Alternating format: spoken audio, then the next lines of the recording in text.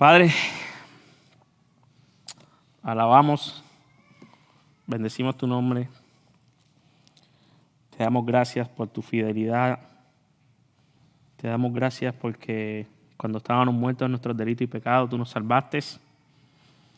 Y ahora venimos, Señor, necesitados de ti, sabiendo que somos imperfectos, que somos débiles y que necesitamos que tú nos sostengas, tanto a mí como predicador en esta tarde, como mis hermanos, como escuchas de lo que tú quieres hablar a tu iglesia en el día de hoy.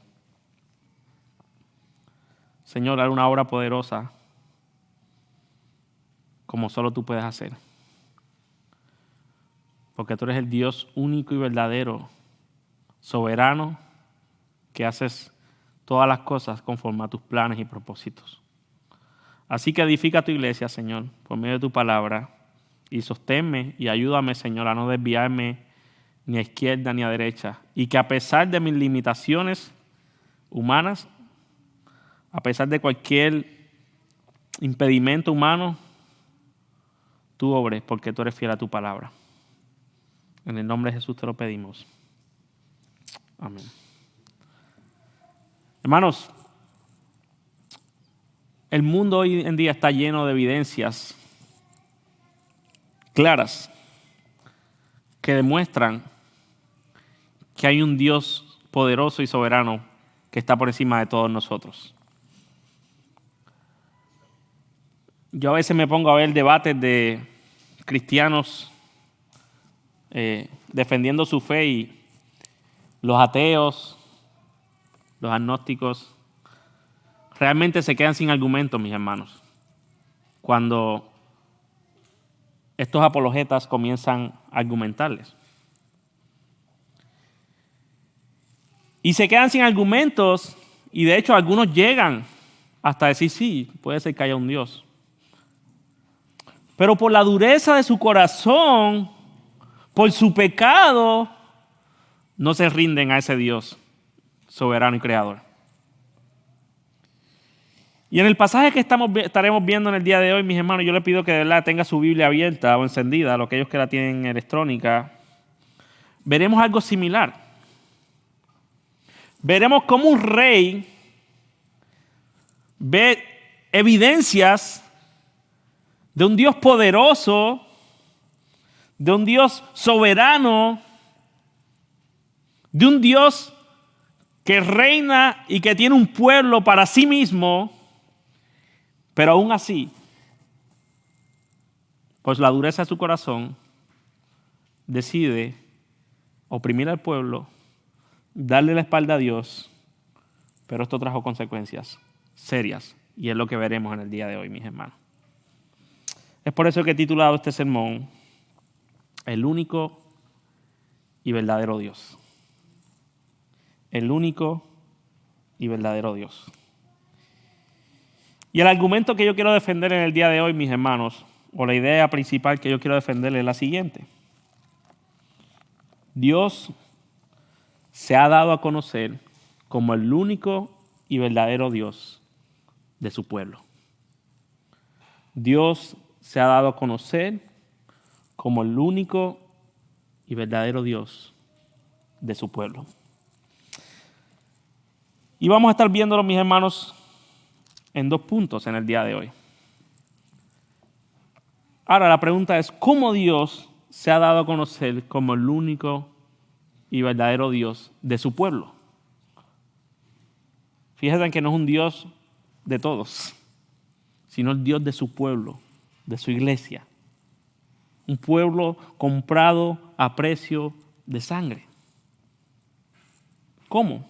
En primer lugar, mis hermanos, capítulo 6, versículo 14 hasta el 8:20, Dios se ha dado a conocer como el único y verdadero Dios de su pueblo. ¿Saben cómo, mis hermanos? Venciendo a los magos de Egipto. Venciendo a los magos de Egipto. Y el pasaje comienza con una genealogía. Y nosotros cuando vemos una genealogía, le pasamos por encima. Y hay genealogías, mis hermanos, que no queremos leer ni con Siri. ¿Cierto? Pero esta genealogía está aquí del versículo 14 al versículo 27 para mostrarnos que el pueblo de Israel estaba en Egipto. Y ahí los presenta a los jefes de familia de la casa paterna.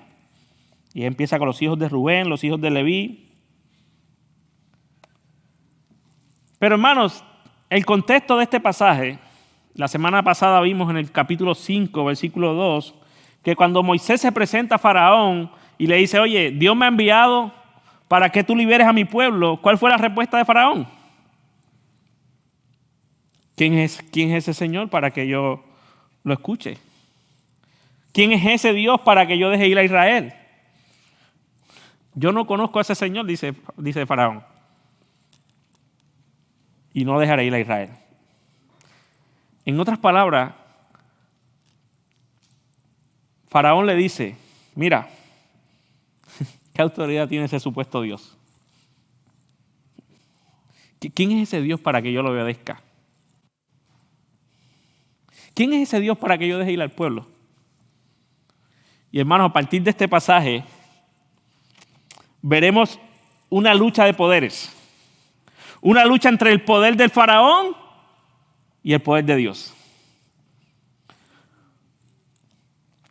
Una lucha para demostrar quién tiene la verdadera autoridad y quién es el Dios único y verdadero.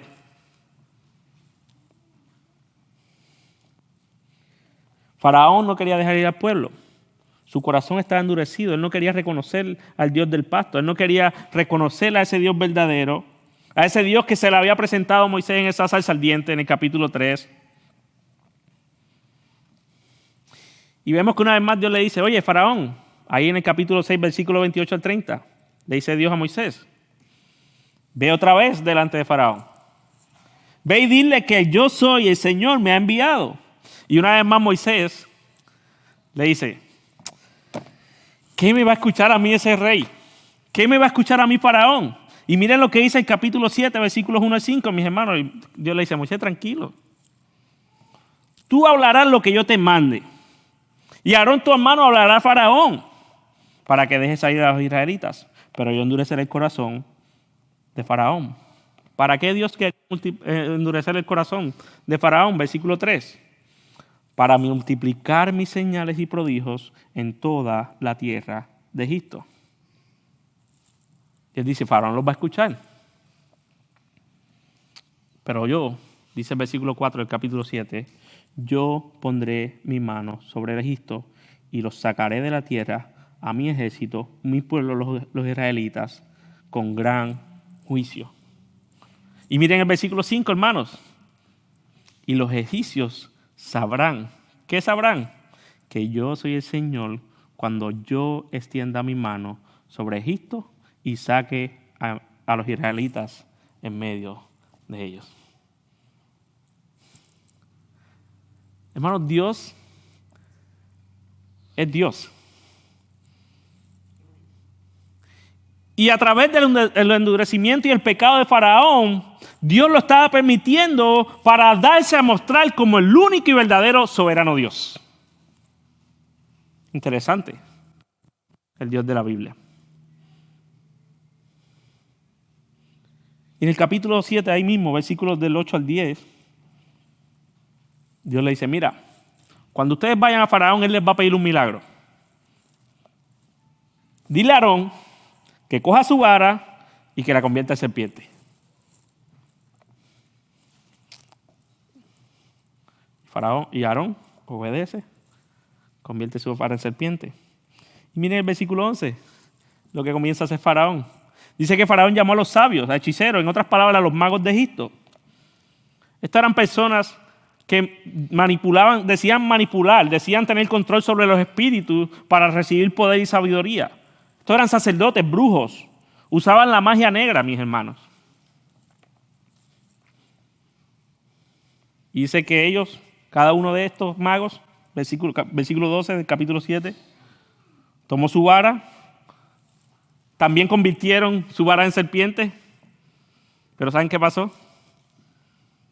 La vara de Aarón se devoró la vara de ellos.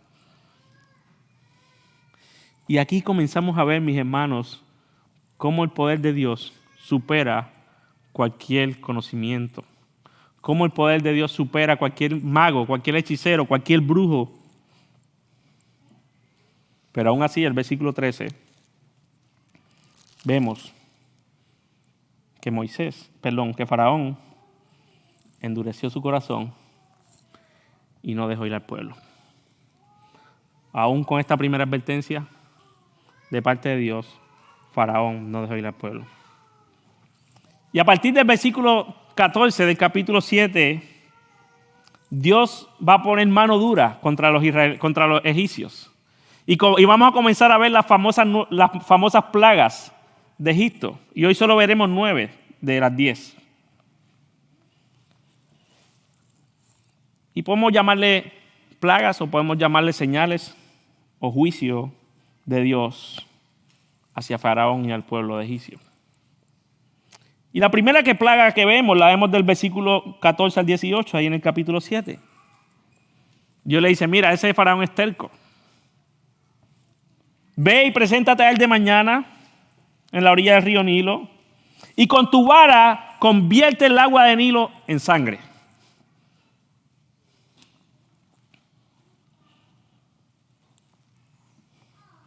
Y dile que yo soy mi enviado porque quiero liberar a mi pueblo para que me sirva. Y miren otra vez el énfasis, mis hermanos, en versículos 17 y 18 del capítulo 7. Dice una vez más, así dice el Señor.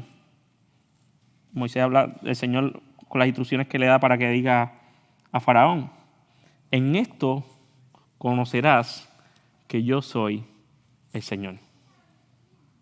En esto conocerás que yo soy el Señor. Yo golpearé con la vara que está en mi mano en las aguas, que están en el Nilo, y se convertirán en sangre. Y los peces que hay en el Nilo morirán, y los ríos se corromperán, y los egipcios tendrán asco de beber el agua del Nilo. Esta es la primera señal de juicio que vemos aquí en el libro de Éxodo. La primera señal de juicio que vemos aquí, mi hermano, es Dios convirtiendo a través de Moisés y Aarón el agua en sangre, el río Nilo. Y después de esto, no solo Moisés convirtió el río Nilo, sino que ahora Dios le dice, mira Moisés, dile a Faraón que vaya con su vara y que convierta los ríos, los arroyos, los estanques, todo depósito de agua, o sea, todas las aguas que habían en Egipto, conviértelas en sangre. Hermano, dice que había sangre por toda la tierra de Egipto. Y los peces murieron, se corrompió el río. Y en el versículo 24 del 7 dice que los egipcios tuvieron que cavar pozos alrededor del río buscando agua porque no podían beber las aguas del Nilo. Ahora, el río Nilo era muy importante para los egipcios porque lo veían y dependían de ellos para la economía. La religión de ellos dependía de él porque ellos creían que la bendición que ellos recibían como el pueblo de Egipto provenía del Nilo, provenía de sus dioses.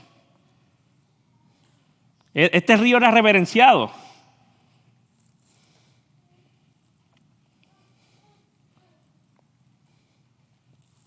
Pero esta plaga demuestra que Dios está por encima de cualquier dios que este pueblo había creído. Que Dios es superior a cualquier dios falso y ídolo hecho de madera o piedra o barro o lo que hagan. Pero ¿saben qué pasó? Los magos, probablemente con el agua que cavaron de los pozos, también convirtieron agua en vino. Perdón, en sangre. Y dice que pasaron 7 días después de que esto pasó, después que Dios hirió al Nilo.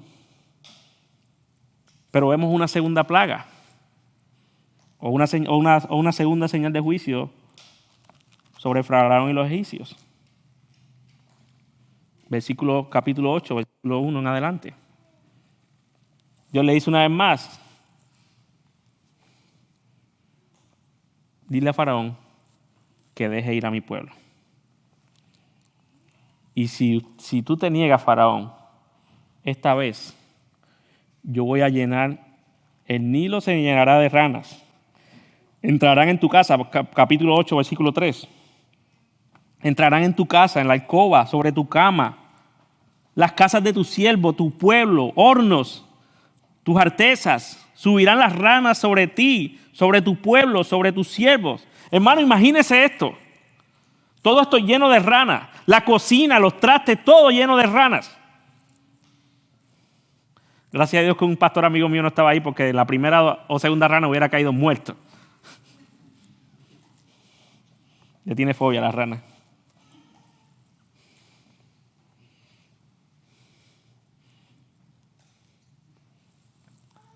Y vemos que Moisés le dice a Aarón, toma tu vara, también ves a los ríos, a los estanques, igual que en lo anterior. Pero vemos que también los magos hicieron este encanto. Pero miren el versículo 8 del capítulo 8. Faraón llamó a Moisés después de esto, después de este juicio que llegó, y le dice, oye, rueguen al Señor para que quite estas ranas de mí, de mi pueblo, y yo los dejaré ir para que ofrezcan sacrificios al Señor. Y Moisés le dice, ok, dime cuándo he de rogar a ti por el pueblo. Ahora, mis hermanos, las ranas también eran reverenciadas, las veían como divinas. Las usaban como un amuleto amuletos en forma de rana. De hecho, era ilegal matar a una rana intencionalmente. Las consideraban como un animal sagrado. Y una vez más, mis hermanos, lo que vemos a Dios mostrándose como el supremo sobre estas supuestas divinidades del pueblo de Egipto.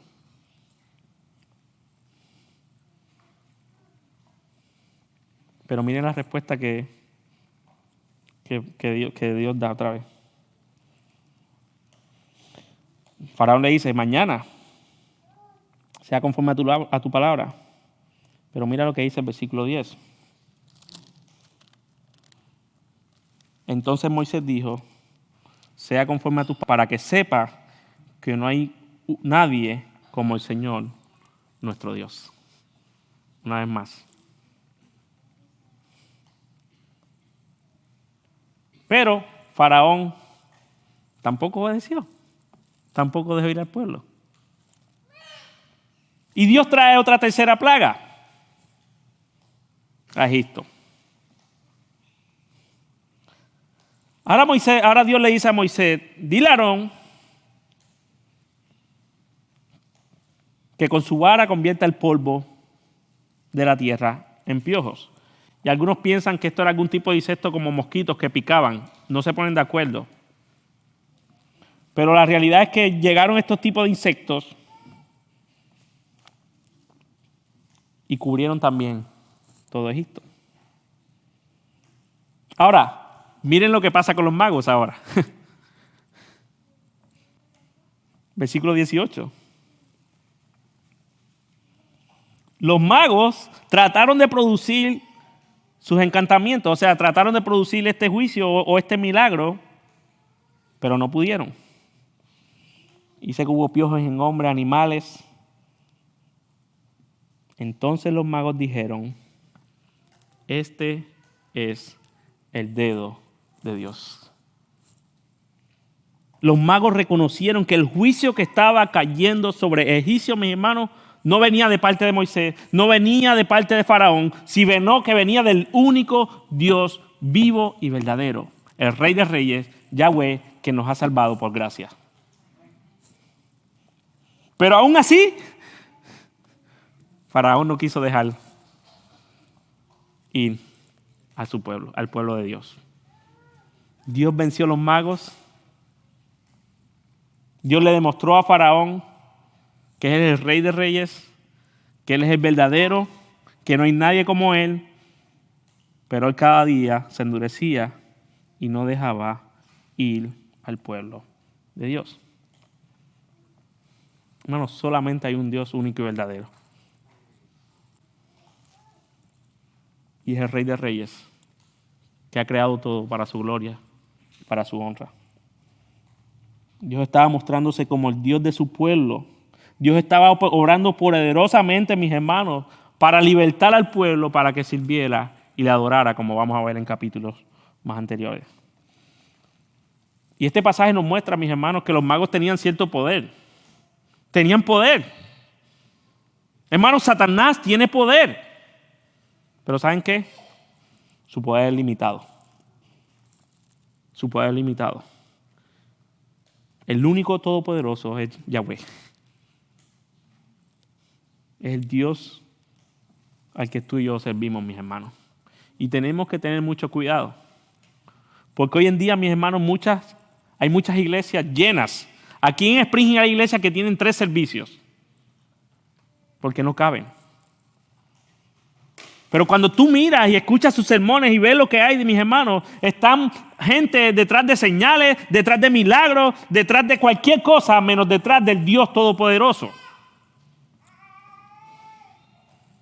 Y tenemos que tener cuidado, mis hermanos, de andar detrás de señales, de andar detrás de milagros, porque lo que define a una iglesia fiel y verdadera y sana no es que dependamos de milagros, no es que dependamos de señales, no es que dependamos de prodigios, sino que dependamos de Dios que nos ha creado, que ha establecido su palabra, que es fiel, que es verdadera y que nunca miente. Y aclaro, Dios es poderoso.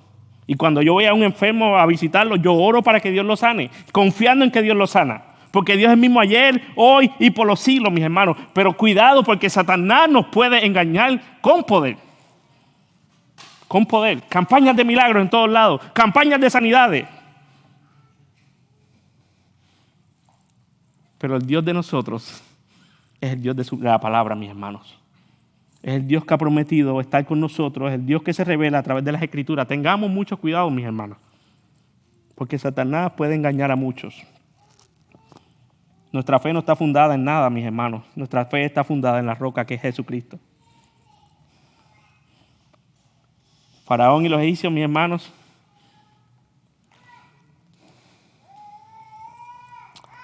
creyeron en los magos. ¿Y saben lo que hicieron los magos? Tratando de imitar a Dios, traer más desgracia y más juicio. Traer más desgracia y más juicio. Más sangre.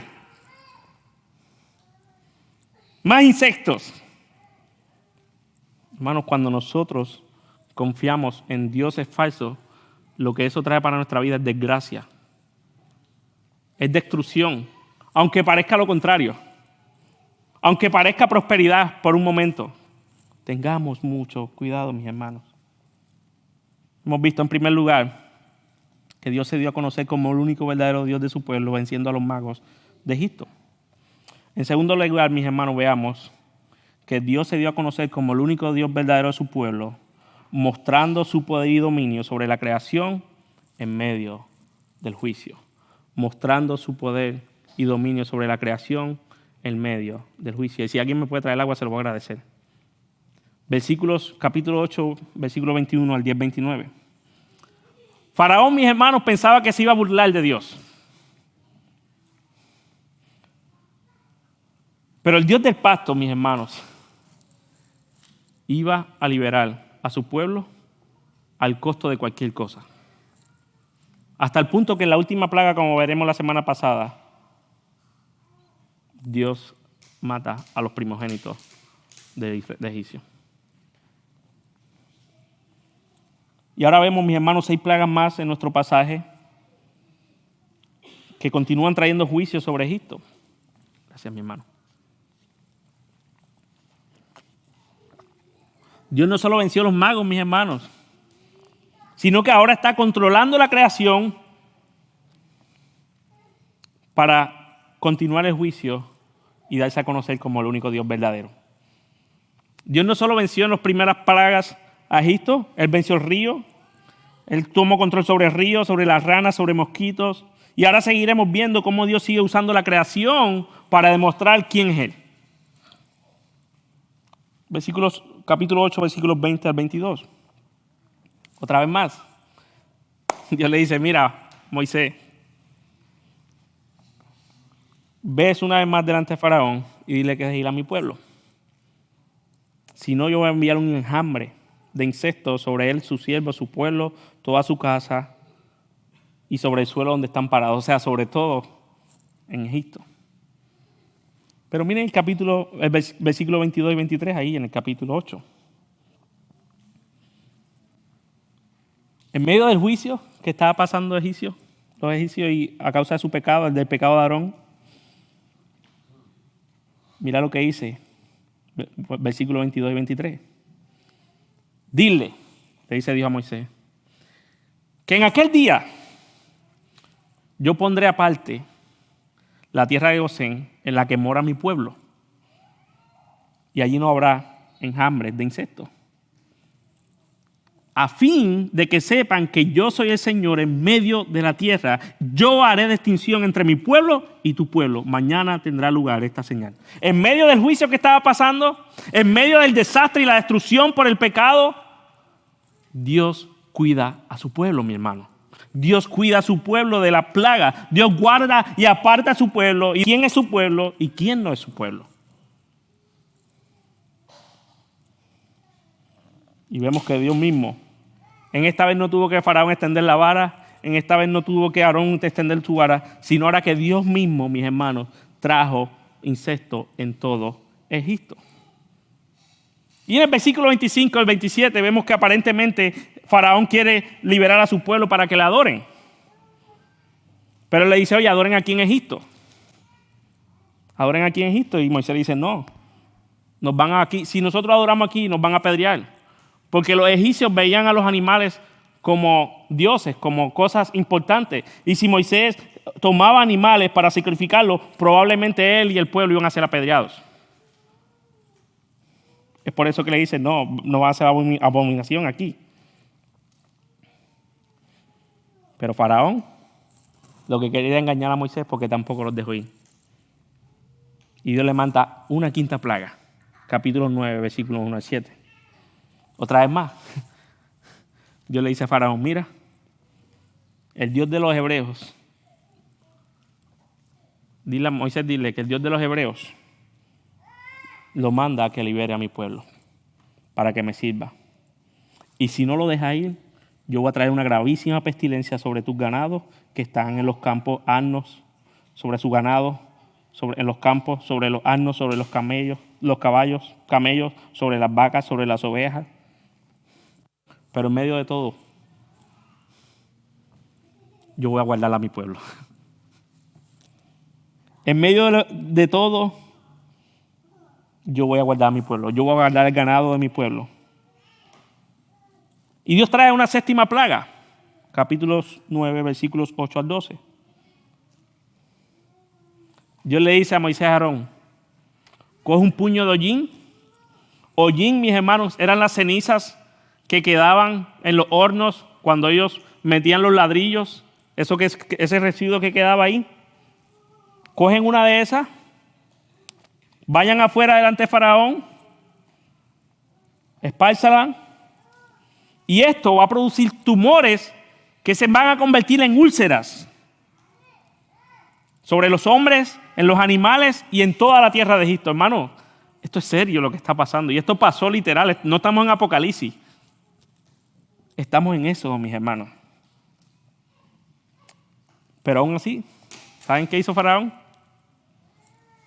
No dejó ir al pueblo. No dejó ir al pueblo. Y esto también, mis hermanos, nos muestra que los egipcios adoraban al Dios de la guerra, al Dios de la curación. Pero este Dios que ellos tenían tampoco pudo ayudar a los egipcios. Una vez más, Dios mostrándose como el poderoso y el único y verdadero. Como el único verdadero.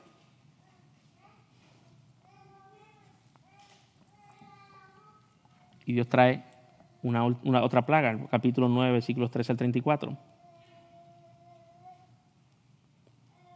Dios le dice, Faraón, dile que el Dios de los hebreos dice, deja ir a mi pueblo para que me sirva.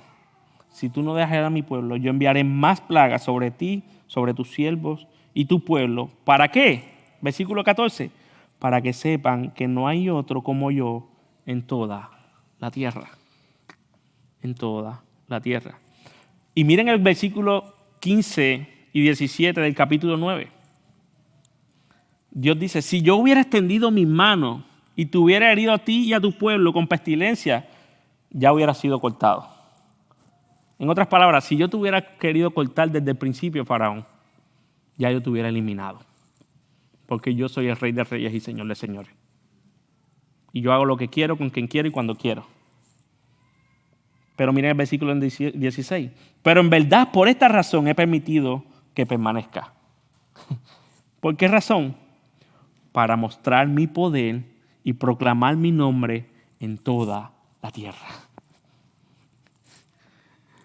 Dios le está diciendo a Faraón, mira, yo te estoy dejando que tú hagas lo que quieras ahora para revelarme como el único y verdadero Dios todopoderoso. Para que el mundo conozca quién soy yo. Para que mi nombre sea proclamado en toda la tierra. Y Faraón se enaltecía y no dejaba ir al pueblo como quiera, mis hermanos.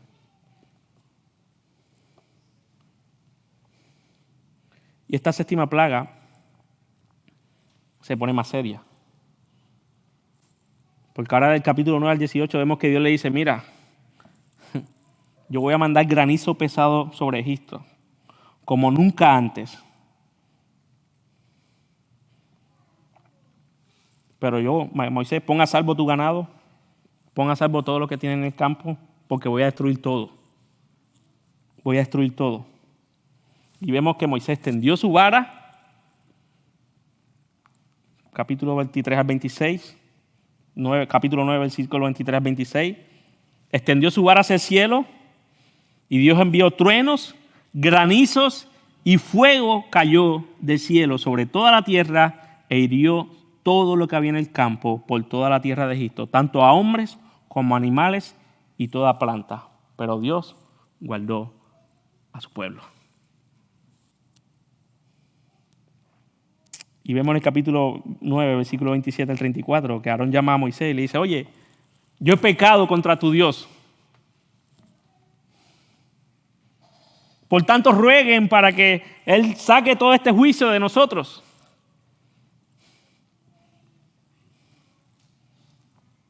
Y Moisés le dice, tan pronto como yo salga de la ciudad, extenderé mis manos al Señor y los truenos cesarán y no habrá más granizo. ¿Para qué? Para que sepan que la tierra es del Señor.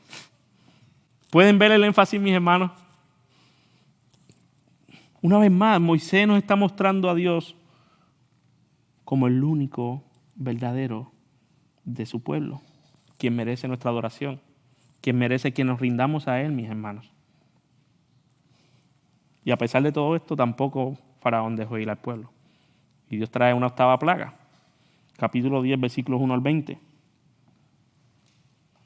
Pero miren cómo comienza esta plaga, mis hermanos, versículos 1 y 2 del capítulo 10. Moisés le dice, preséntate a Faraón, yo he endurecido su corazón, el corazón de sus siervos. ¿Para qué? ¿Para qué vemos una vez más en el capítulo 10, versículos 1 y 2, que Dios endureció el corazón de no solo de Faraón, sino de sus siervos? Para mostrar las señales mías en medio de ellos. Y para que las cuentes a tus hijos, a tus nietos, de cómo me he burlado de los egipcios y cómo he mostrado mi señal entre de ellos, para que ustedes sepan que yo soy el Señor. Dios no solo quería mostrarse como el Dios poderoso solo a los egipcios. Dios quería, mis hermanos, mostrarse como el Dios todopoderoso a las siguientes generaciones. A tus hijos, a sus nietos.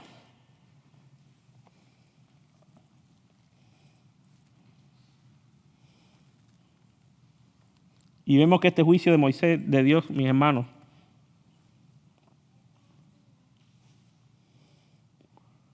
que en el versículo 3, ahí del capítulo 10,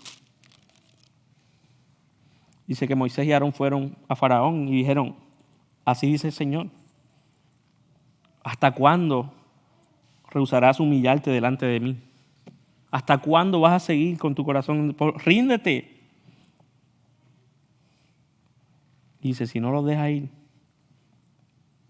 ahora voy a traer langostas, insectos que comían toda la cosecha, mis hermanos.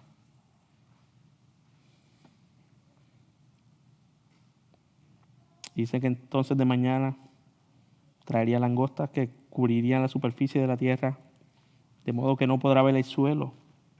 También comerán el resto de los escapados, versículos 5 y 6, de lo que había quedado del granizo, y comerán todo árbol que crece para ustedes en el campo.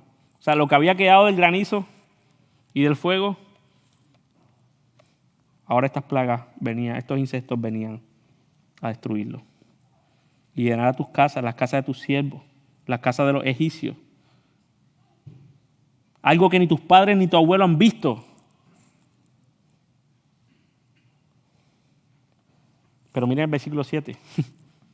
No solo Moisés y Aarón confrontaron, los también le dicen, ¿hasta cuándo? Entonces, hombre, no serás causa de ruina. Deja ir a tus hombres para que sirvan a su Dios. ¿No te das cuenta que Egipto está destruido?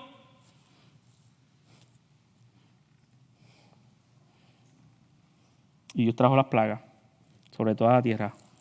Pero aún así, mis hermanos, Faraón no dejó ir al pueblo. Pero Dios trajo una novena, que es la última que vamos a ver. Un noveno juicio. Y ahora Dios le dice a Moisés, mira, extiende tu mano sobre el cielo para que haya tinieblas y que no puedan ni tocarse. Y por 3 días, mis hermanos, hubo completa tiniebla en Egipcio. Y vemos que Faraón quería dejarlos ir para que fueran y adoraran al Señor. Porque recuerden, mis hermanos, el propósito de Dios de estos juicios es que Él está liberando a su pueblo para que adore y le sirva a Dios. Pero Faraón le dice, vayan ustedes solos, no se lleven los animales. Y Moisés dijo, no, tenemos que llevarnos todo. Y una vez más, el corazón de Faraón se endureció. Y veremos una última plaga la semana que viene, si el Señor lo permite. Hermano, y hasta aquí pudiéramos estar diciendo, wow, ese es el Dios de la Biblia. Qué cruel es ese Dios. Qué injusto es ese Dios. Este es el Dios de la Biblia. Lo que pasa es que hoy en día, mis hermanos, la gente ha hecho un Dios a su imagen y a su semejanza. Y han hecho un Dios, un abuelito que no hace nada. Pero tú te has preguntado por qué Dios ha traído este juicio a Egipto. ¿Saben por qué Dios trajo este juicio a Egipto, mis hermanos? Porque desde el capítulo 1 hasta este capítulo, 2 faraones. El primero oprimió al pueblo, le puso dura servidumbre. Cuando vio que el pueblo se seguía multiplicando, ¿saben qué hizo? Mandó a matar a todo niño de mujer hebrea. Y como eso no tuvo resultado, ¿saben qué dijo? Todo niño que nazca, láncelo sobre el río Nilo para que muera ahogado.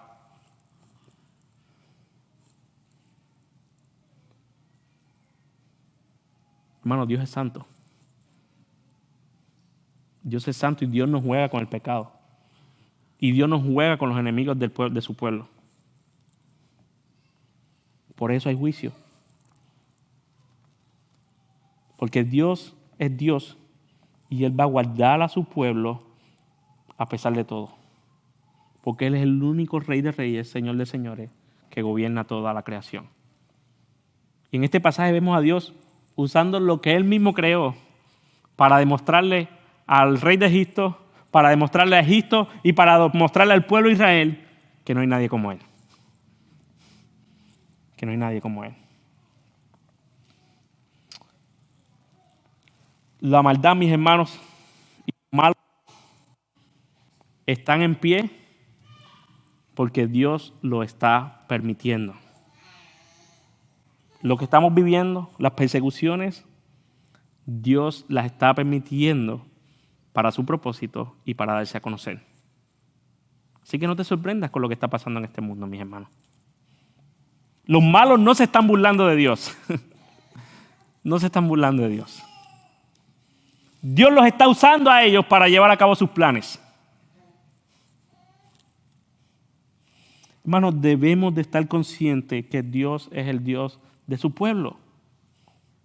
Eso debe traernos esperanza, gozo, que estamos en las manos de un Dios vivo, verdadero, santo, que cuida y guarda a su pueblo a pesar del juicio. A pesar del juicio.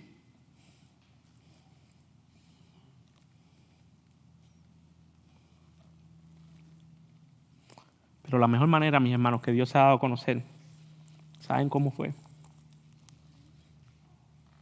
Enviando a su Hijo Jesucristo. Enviando a su Hijo Jesucristo. Él mismo encarnado. Tomó forma de siervo. Se hizo como tú y como yo. Y en su vida Él mostró autoridad sobre los demonios, ordenándole que salieran de los que atormentaban. En su vida, en el ministerio de Cristo, mis hermanos, Él mostró su poder y su dominio sobre la creación, mandando a la tempestad a callarse, y se cayó. En su vida y ministerio, Jesucristo mostró autoridad sobre la enfermedad, sanando a paralíticos, sanando a la mujer del flujo de sangre, pero también Cristo demostró su autoridad para perdonar pecados. Mostró, mis hermanos, su autoridad proveyendo de manera milagrosa los panes y los peces. Mostró su autoridad como maestro lleno de sabiduría. Mostró su autoridad sobre la vida y la muerte resucitando a Lázaro. Mostró su autoridad venciendo la muerte y resucitando al tercer día para darnos la victoria sobre la muerte y pecado. Y ahora está sentado a la diestra del Padre con toda autoridad como rey que gobierna sobre todo, hermanos. Sobre todo. Y aún así, al igual que el rey de Faraón y los egipcios, sigue siendo rechazado por muchos. Sigue siendo rechazado por muchos.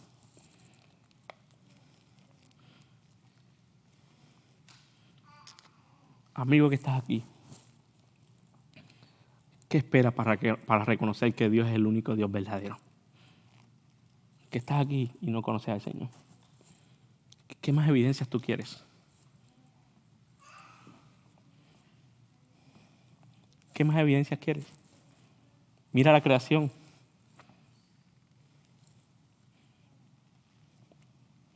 Tu conciencia te dicta que hay un Dios.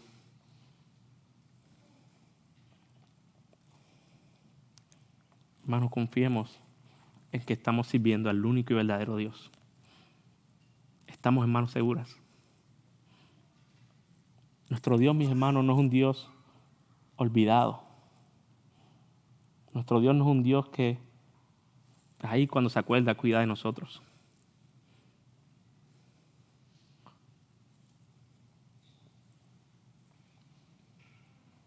Nuestro Dios no es un Dios, mis hermanos, débil.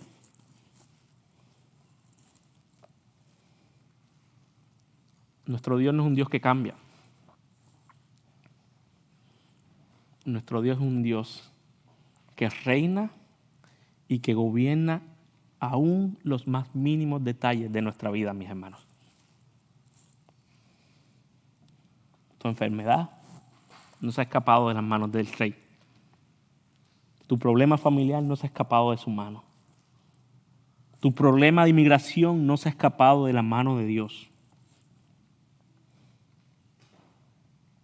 Tu infertilidad no se ha escapado de la mano de Dios.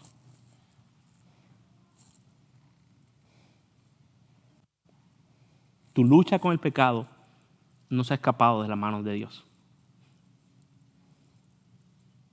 Tu desánimo no se ha escapado de la mano de Dios.